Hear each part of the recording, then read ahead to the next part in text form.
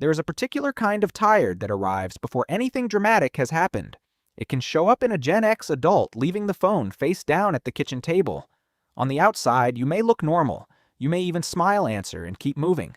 Inside, though, something starts counting the cost. For people living with Gen X privacy, the hardest part is often not the moment itself. It is the small expectation wrapped around it: respond, explain, be easy, be available, make everyone comfortable. Other people can misread that response. They may call it distant, complicated, antisocial, oversensitive, or ungrateful. But privacy can be a form of dignity, not secrecy. That does not make every retreat healthy, and it does not mean one label explains a whole person. It simply means behavior has a context. Sometimes the thing that looks like a personality flaw is a person trying to create enough room to hear themselves think. Think about the ordinary version of this. You notice the message, the invitation, the question, the expectation. Your body answers before your words do.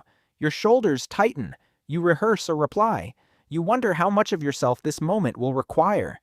None of that has to mean you dislike people. It may mean your attention has already been divided all day, and one more demand feels larger than it looks from the outside. Modern life is especially good at turning small moments into open tabs. A notification can remain emotionally unfinished. A family question can follow you into the kitchen. A casual plan can become a performance of being the right kind of friend. The issue is not that connection is bad. Connection can be nourishing. The issue is that connection without choice can begin to feel like surveillance obligation or a test you never agreed to take. For many adults, this pattern also has a history. Maybe being easy to manage once felt safer than having needs. Maybe the people around you rewarded the version of you that was useful, cheerful, quick, or low maintenance. Maybe nothing was said directly. You simply learned to read the room. Those early lessons do not determine your future, but they can explain why a tiny request now carries an old emotional weight. This is why self-recognition matters more than self-accusation. Instead of asking, "What is wrong with me?" try asking, "What exactly is this moment asking me to spend? Energy, privacy, attention, emotional labor?" The answer may be surprisingly practical. You may need a quieter evening, a clearer boundary, more time before answering, or a way to connect that does not require performing at full volume. There is also a quiet social pressure around Gen X privacy. People often treat the visible behavior as the whole story. They see the delayed reply, the shorter answer, the declined invitation, or the careful expression. They do not see the inner math: how much stimulation has already happened, how much responsibility is sitting on the desk, how much emotional weather has been absorbed from other people. A compassionate interpretation does not excuse harm. It makes room for reality. You are allowed to be curious about what helps. Some people need a transition ritual, a walk around the block 10 minutes with the phone face-down music that asks nothing, a shower, a locked door, or a cup of tea before re-entering conversation. These are not magical fixes. They are small ways of telling your nervous system that one chapter has ended and another can begin. The point is not to become perfectly calm. The point is to become easier to find. There is a difference between preference and fear, and you do not have to solve that difference in one dramatic breakthrough. Preference says, "This is how I recover." Fear says, "I am not allowed to be seen." Preference gives you energy back. Fear can make your world smaller. Both can exist in the same person, sometimes on the same day. The useful question is not whether you are perfectly healthy. It is whether your choice leaves you more like yourself afterward. That distinction can change how you speak to the people you love. A boundary does not need a courtroom argument. "I can't talk right now, but I can tomorrow. I want to come, but I only have an hour. I need a quiet night." Small, honest sentences are not cold. They are often kinder than saying yes while silently disappearing inside the commitment. It can help to stop treating every uncomfortable feeling as a command. Feeling awkward does not always mean you have done something wrong. Feeling tired does not always mean you are lazy. Feeling protective of your time does not always mean you are selfish. A feeling can be a signal, and signals deserve attention, but a signal is not a verdict. You still get to decide what kind of person you want to be in response to it. That is where a little self-trust enters the picture. Self-trust is not the belief that you will always choose perfectly.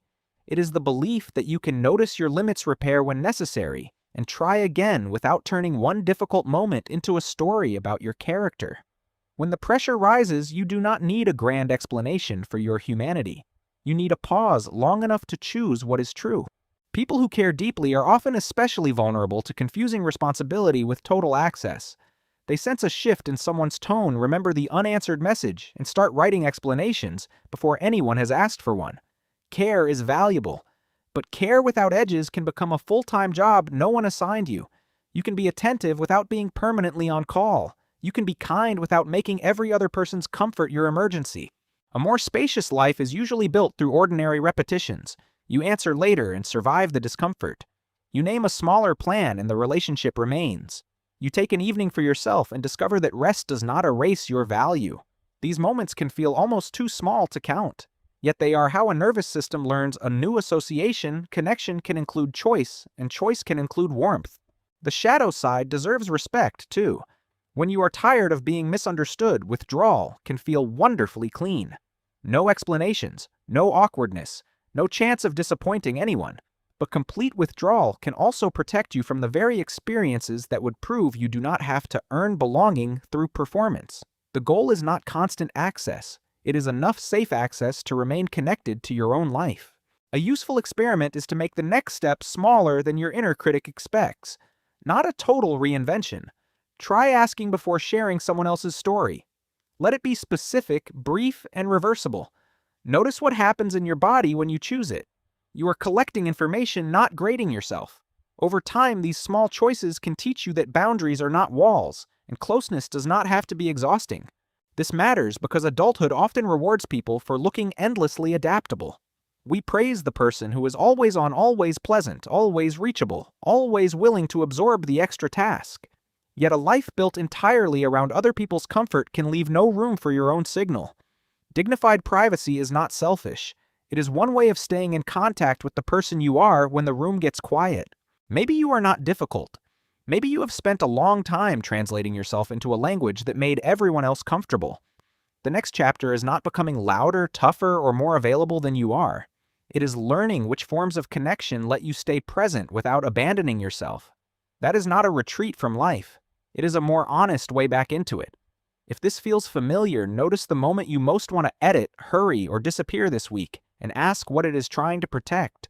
Deeply Wired is for general education and reflection, not diagnosis or mental health treatment.